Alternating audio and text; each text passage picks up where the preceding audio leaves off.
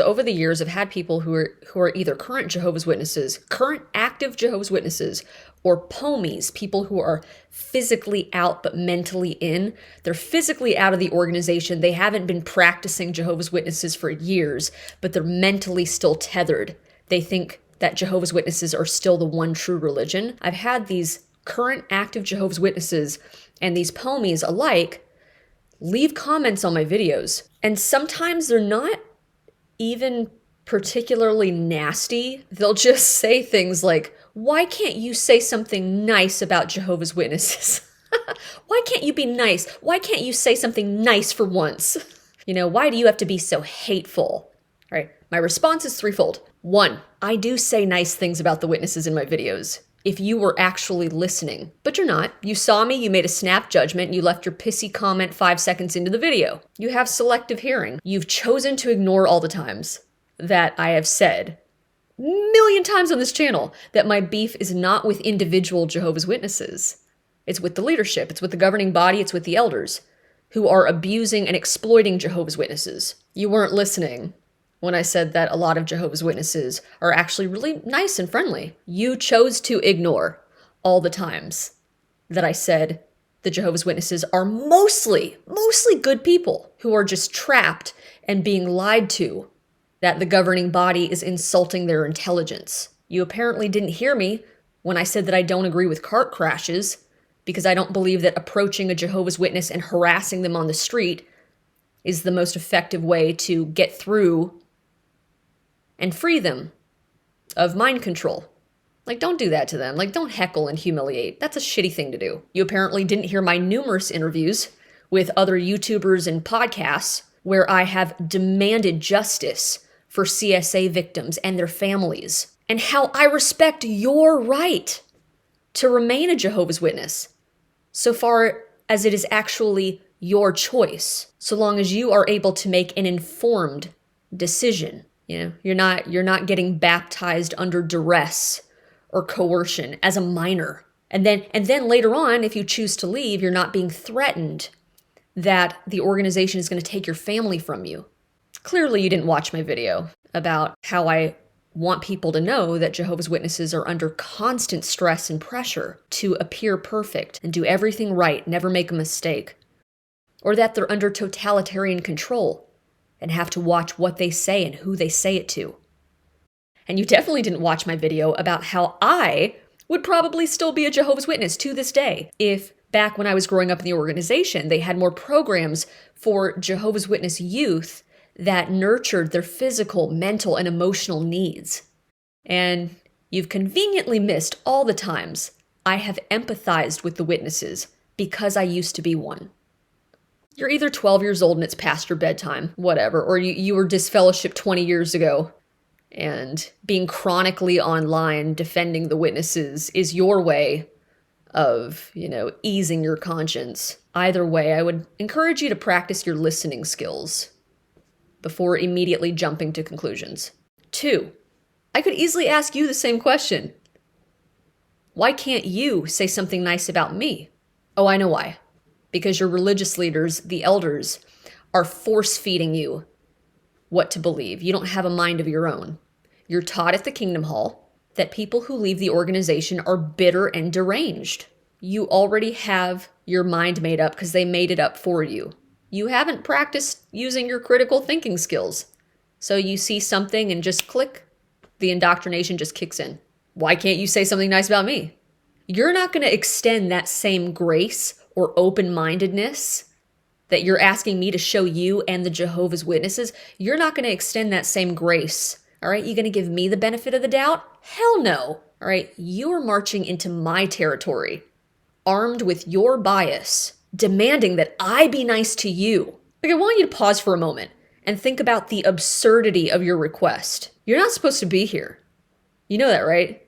You're not supposed to be here watching apostate material. You're breaking your own rules. You made a choice to interact with me. Nobody shoved an apostate video in your face. Maybe they did, but let's say you just accidentally stumbled upon an apostate video on YouTube. Oh, apostate video. Pfft, I pity them. You could roll your eyes and move on, right? You have the truth. Why do you need to stop and look at it?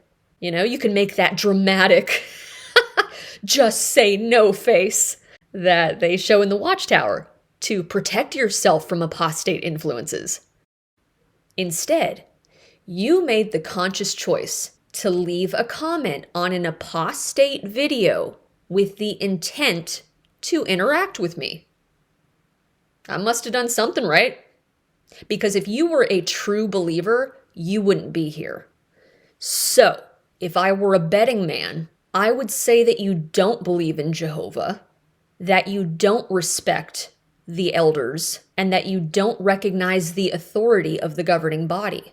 It's more likely that you just resent me for speaking up and saying what you know to be true. Again, if you were truly confident in your position, you wouldn't be here. I pose no threat. So why do you need my validation and approval? I mean, really, if you're going to go out of your way to leave a comment and be insulting and, ask me to show you mercy when the organization assassinated my character and stole my family, I must have struck a nerve. And finally, what the fuck is wrong with you? Dude, where have you been? I take that back. I'm going to assume you have been living under a rock, okay? I guess I am giving you the benefit of the doubt. Let's say you have been a faithful Jehovah's Witness. You've never looked at anything critical online, okay? Maybe this is your first time venturing out and you're dipping your toe in the water and you are sincerely asking me, like, why does she have this position against the witnesses? Again, against the organization, not with you personally. All right, I'm going to assume that you are absolutely clueless as to what the organization has done. All right, in that case, let me explain to you why us mentally diseased apostates are not saying flowery, beautiful, nice things about Jehovah's Witnesses online, in case you missed it. The organization has made false predictions repeatedly. They said the world was ending in 1975. Jehovah's Witnesses sold their homes, cars, and skipped having children. When the end didn't come, the organization took zero accountability and then gaslit their parishioners for being overzealous. For over 50 years, Jehovah's Witnesses have been ripping families apart, parents discarding their children like trash. Okay, this cruel shunning practice has produced severe emotional and psychological consequences, with thousands over the generations unaliving themselves to escape the pain of being ostracized by their own flesh and blood.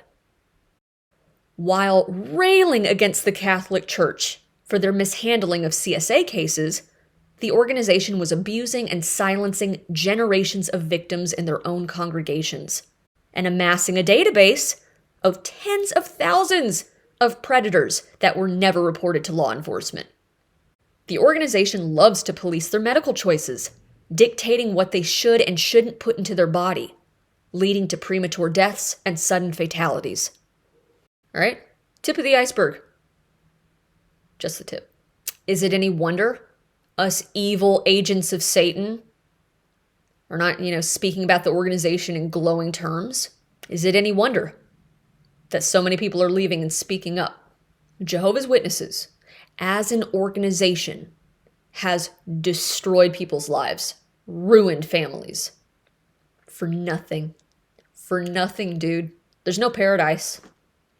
There's no Armageddon. None of that shit's coming. None of that shit's happening. But people do get old. People do get old, and they have regrets, and they die. People get old and go, holy shit. Haven't spoken to my son or daughter in 30 years. Oh my God, what have I done? Or maybe they don't. They never wake up. Yeah, and then their families are left to pick up the pieces. Yeah, just broken families, resentments, contention, all courtesy of the Jehovah's Witnesses. That's the legacy this organization has left behind. All right, use your brain.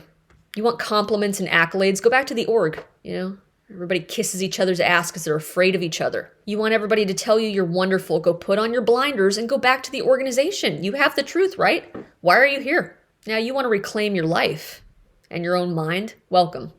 And don't take my word for it. Watch other XJWs. Do your own research. jwfacts.com. All right? Excellent resource. Paul Grundy. Just giving us that gem of a website, but it's not hate, all right? Everybody loves that word nowadays. It's not hate to hold powerful people accountable. And I truly hope that you learn the difference between religious persecution and legitimate criticism of people who are abusing their power. All right, see you next time, heretic.